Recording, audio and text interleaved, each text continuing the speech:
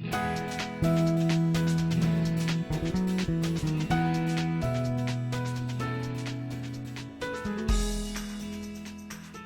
안녕하세요. 5월 둘째 주 지켜수 나눔으로 함께하게 되었습니다. 오늘 함께 나눈 말씀은 민수기 24장 10절에서 25절입니다.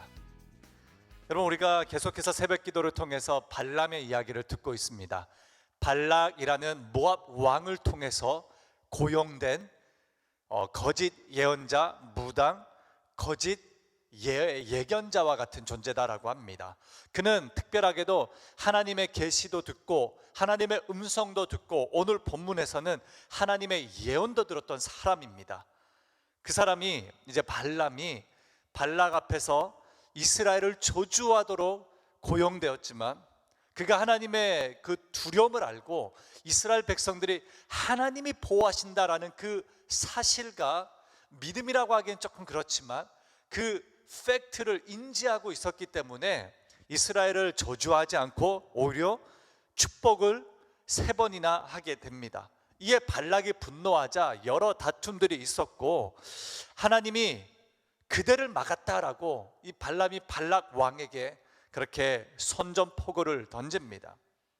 그리고 이제 발람이 집으로 돌아가기 전에 한 가지 더 예언해보자. 그러면서 이때 예언한 내용이 뭐냐? 아주 성경에서 너무나도 중요한 구약과 신약을 연결할 만한 그리스도에 대한 예언의 말씀이 선포되고 있습니다.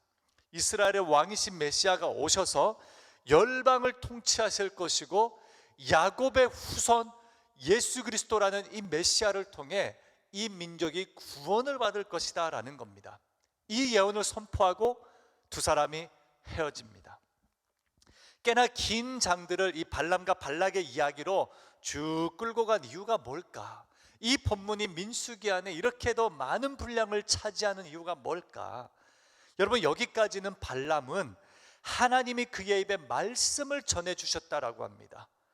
그러나 예언도 있었고 하나님의 은사도 있었고 여러 가지로 환상을 보았던 존재지만 성경에서 발람이라는 이 거짓 예언자에 대한 평가는 완벽하게 갈립니다. 예수 그리스도께서 이렇게 말합니다.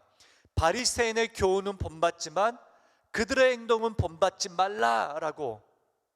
여러분, 민수기 25장에서는 부월에서 이스라엘의 범죄 사건이 일어난 것은 발람과 무관한 것처럼 보이지만 요한계시록 2장 14절에는 발람의 숨은 모략과 범죄 사실을 공개하고 있습니다. 그러니까 민수기와 이 구약에서는 발람의 존재에 대해서 왔다 갔다 합니다.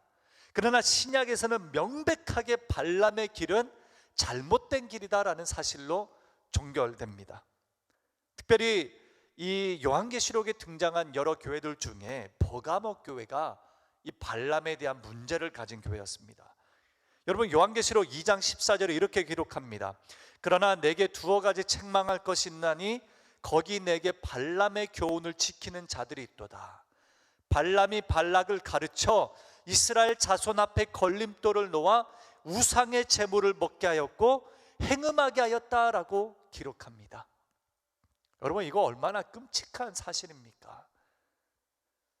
이스라엘 백성을 축복할 수밖에 없고 여러 신들을 믿고 있는 다신론자였지만 하나님에 대한 인지를 하고 심지어 하나님이 발람의 입술을 통해서 예수 그리스도의 오심을 예언할 수 있도록 환상과 계시와 여러 가지 사건들을 보여줍니다.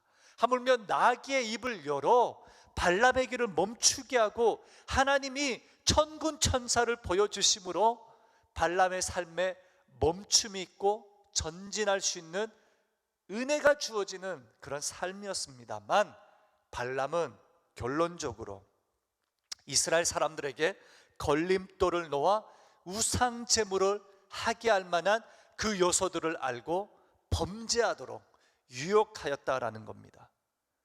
여러분, 우리의 신앙, 여러분들의 신앙, 때로는 우리의 가르침, 우리의 신앙 양육, 특별히 자녀들에게 신앙적으로 양육한다라고 하는 그것이 때로는 그 아이와 자녀와 공동체가 우상 숭배의 길로 빠지게 할 수 있다라는 이런 무서운 이야기가 이 본문 안에 담겨져 있는 거예요. 그래서 저는 발람을 이렇게 표현하고 싶습니다. 이중적인 사람이었다라는 거예요.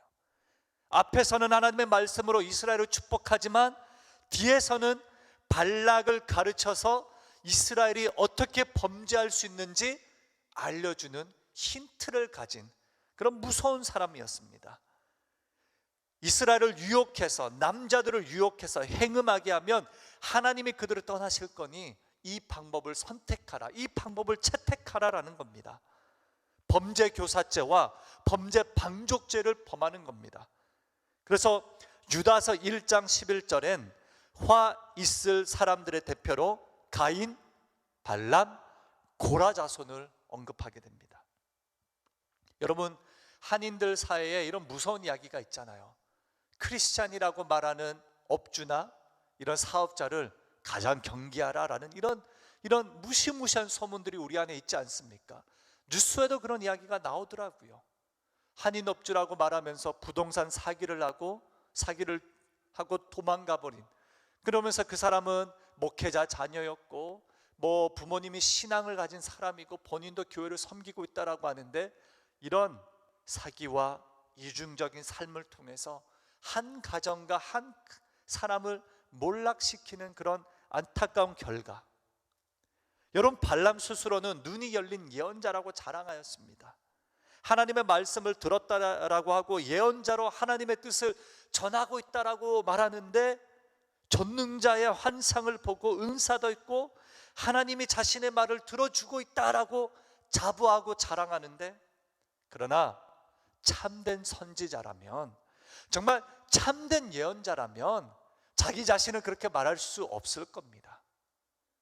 그래서 여러분, 참된 선지자는 정말 온전한 길을 걸어가고 있는 그리스도인이라면 복음 앞에 반응하는 자신의 삶을 통해서 그 결과와 그 원인과 그 열매를 볼 수 있는 거예요. 발람은 말씀이 있었고 하나님의 예언이 있었습니다. 근데 그 온전한 복음 앞에 완벽하게 순복하고 그 길을 걸어가지 않았습니다. 여러분, 차라리 발람이 이렇게 말했으면, 나는 정말 부족해서 나기보다 못한 존재입니다. 하나님의 말씀을 들어서 그 은혜가 있어서 메시아를 예언하는 자가 되었지만 저는 나기보다 못한 자입니다, 이렇게 말했다면 그는 조금이라도 더 진실된 선지자, 예언자가 될 수 있었을 것입니다. 그러나 예수 그리스도 이름을 자랑하고 높이기 전에 자신의 이름을 자랑함으로써 그의 삶의 결과론적으로는 정말 성경에서 가장 깊이 해야 될 대상으로 남게 되는 거예요. 발람은 입으로는 진리를, 그러나 행동으로는 거짓을 따랐습니다. 그러므로 그는 결과론적으로 거짓 선지자이고 거짓 예언자이고, 마침 이 자신의 어그러진 길을 나귀가 가로막음으로써 발람이 하나님께 받은 예언을 믿고 하나님께 받은 말씀을 믿고 예언자 그리스도에 대한 환상을 보았다면 이스라엘 진영으로 들어가서 아브라함처럼 그 백성들처럼 하나님 앞에 굴복하고 나와 내 집은 이제부터 여호와를 섬기겠습니다라고 철저하게 말씀 앞에 순복하는 자세를 보였어야 됐는데 그러지 않았습니다. 오히려 발람은 이스라엘을 저주하는 방법을 발락에게 가르쳐주고 결국 비느하스의 칼에 죽게 되는 이런 마무리, 이런 안타까운 이야기입니다. 여러분, 말씀도 있고 예언도 있고 메시아의 환상도 있는데 탐심이 너무 큰 거예요. 하나님의 말씀은 있었지만 진정한 복음 앞에 반응하는 회심과 회개가 없었습니다. 그래서 어그러진 길을 걸어간 발람이었고 거역과 불순종의 길을 가다 멸망한 고라의 길에서 끝난 인생이 되었습니다. 사랑하는 성도님, 마무리하면서 예배도 있고 우리의 삶을 보십시오. 말씀도 있잖아요. 자유가 있고 안식일이 있고 성경책이 있고 찬송이 있고 신앙의 공동체가 있고 목장이 있고 섬기는 부서가 있고 사역원이 있고 소그룹이 있습니다. 특별히 하나님이 계시하신 그 진리의 말씀을 우리는 귀로도 듣고 눈으로도 보는 하나님의 놀라우신 위대한 계시의 말씀이 우리 손에도 올려져 있습니다. 이 시대의 선지자로 살아가야 되는 우리가 바로 복음 앞에 어떻게 반응하냐에 따라서 거짓 선지자가 되거나 정말 진실된 선지자가 될 수 있음을 믿습니다. 베드로도 예수님을 본격적으로 만났을 때 어떻게 반응합니까? 주님, 나는 죄인입니다. 나를 떠나소서. 사도 바울도 어떻게 고백합니까? 나는 지극히 작은 자다라는 겁니다. 삭개오가 그 뽕나무에서 그리스도를 만났을 때에 나의 가문과 나의 집은 그런 예수님이 들어올 만한 집이 아닙니다. 이게 복음의 반응 아니겠습니까?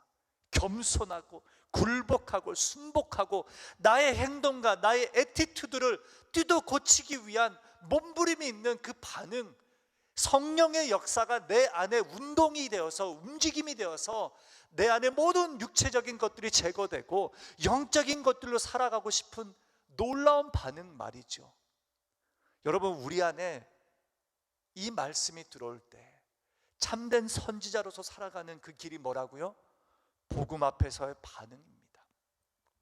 주일예배 목사님의 입술을 통해 말씀을 들은 우리는 이 계시를 소유하는 사람이 되는 겁니다. 베드로전서의 주옥과 같은 선한 청지기로서의 그 삶에 대한 이야기, 그 삶을 살고자 몸부림치며 기도로 반응하며 찬양 가운데 우리의 입술로 고백하며 하나님 그렇게라도 살기를 원합니다 간절히 고백하는 그 입술이 바로 복음 앞에서의 반응이 있는 삶임을 믿습니다. 그래서 때로는 오늘보다 더 괜찮은 내일이 될 수 있도록 여러분, 언제까지나 믿음의 결단이 있고 변화와 성화의 삶을 살고자 갈망함이 있고 입술의 말과 마음의 묵상과 우리의 삶의 모든 영역이 주님과 일치될 수 있도록 이 위대한 소망이 있는 삶, 그런 삶을 살아갈 수 있도록 오늘 여러분 우리 공동체와 함께 이런 질문을 좀 나눠보면 좋겠습니다. 참된 선지자로 살아가기 위해 필요한 결단과 변화는 무엇인가라는 거예요. 듣고 많이 예배하는데 아무런 변화가 나타나지 않는 식어버린 나의 신앙에 무엇이 빠져 있는지. 시편 9장 91장 1절에 지존자의 은밀한 곳에 거주하며 전능자의 그늘 아래 사는 자요, 그 그늘 아래 안에 살아갈 때에만, 지존자의 은밀한 곳에 거주할 때에만 비로소 말씀으로 온전한 삶을 살아낼 수 있으리라 믿습니다. 여러분의 목장과 여러분의 가정과 여러분의 자녀와 여러분 개개인의 삶이 이렇게 참된 복음적 반응과 변화와 그리고 완벽하지 않지만 성화의 길을 걸어갈 수 있도록 내 삶에 묵상함이 있고 고뇌함이 있고 하나님의 은혜로 나의 모든 연약함들이 뜯어 고쳐지는 그 위대한 변화들을 매 순간 목격하고 경험하길 주님의 이름으로 축복합니다.